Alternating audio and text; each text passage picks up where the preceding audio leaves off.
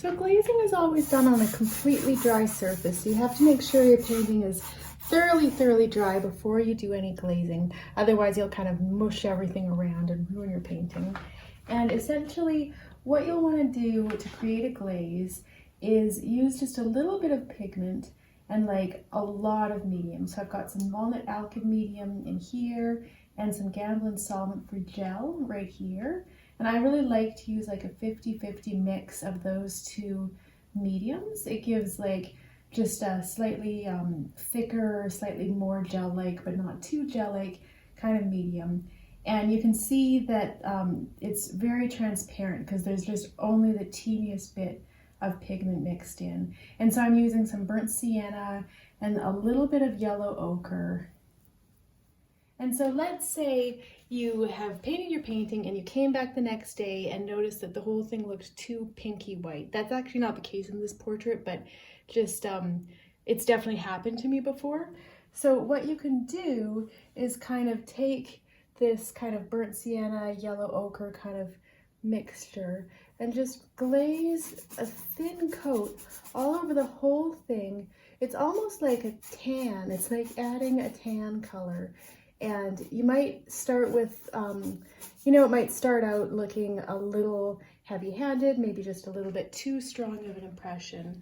And then you can kind of take a rag, this is just a blue shop towel, which you can get at hardware stores, and kind of take some of it off, but there's still a little bit remaining. So it just kind of subtly adjusts all the colors, giving it a bit more richness and a bit more depth, and, moving it away from like a pinky white kind of look.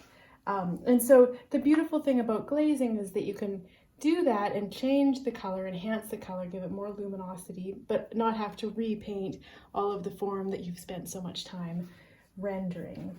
And then let's say you want to give her like bright red lips. You could use some cadmium red, and again a sort of 50-50 mixture of this medium, the Gamblin solvent-free gel, and the walnut alkyd medium. And you could just kind of bring a hint of that through the lips. Again, maintaining, you're able to maintain all of the rendering that you've done, but just get that, enhanced luminosity and sort of ability to alter the hue.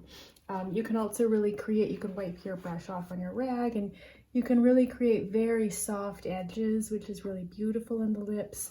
And the glaze will show up the most in the lighter areas, but it does enhance the shadows. It gives it a little bit more richness, but you'll find that the color really shows up the most in the lighter areas. And then say you want to do, change the color of the hair. You could really make big changes to the hair color. We could do some burnt sienna, with this 50-50 mixture of Gamblin solvent-free gel and walnut alkyd medium.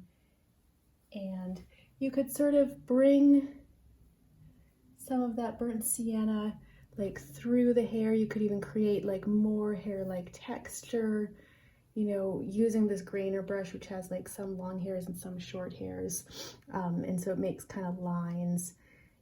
You can, really adjust the color of the hair. You could even bring some darker notes into the shadows, and, just really you have the ability to just make very big alterations to the colors. And you'll notice that it's really a rich color. And like, what I mean by that is that it's got a different feel since it's applied transparently.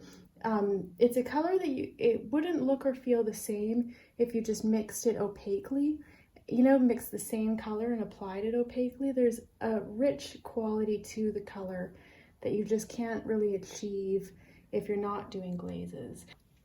And so there's some colors that you really can't achieve without doing a glaze, like red, because like red, when you mix white into it, turns pink. So what artists in like the Northern Renaissance would have had to do to get like the really rich, luminous colors of the reds and the greens that they have in their drapery is they would have to have achieved it with glazes.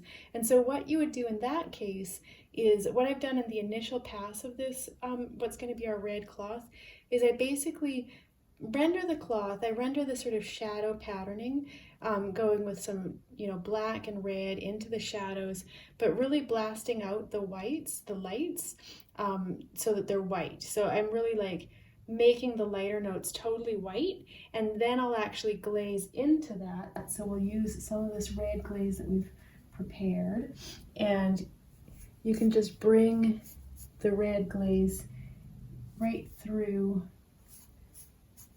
and you can see how it creates a really rich red. It's not pink, it's definitely red, but it still has that rendering of form where it's getting lighter, you know, as it rolls to the top planes of the cloth, and it's still like rounding into the darker planes. And so it just has a lot of form, but it also has that luminosity that, again, you really couldn't achieve if you were just painting this opaquely and mixing white like opaquely into the highlights.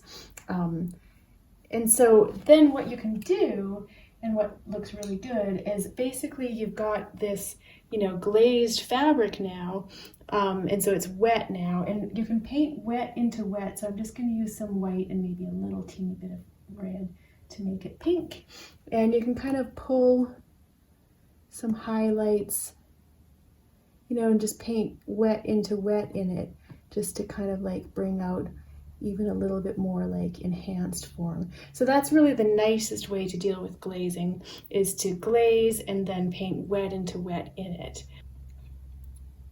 So that shows you some different applications of glazing and how you can achieve really luminous colors and just a lot of texture and depth to your work by the use of glazes.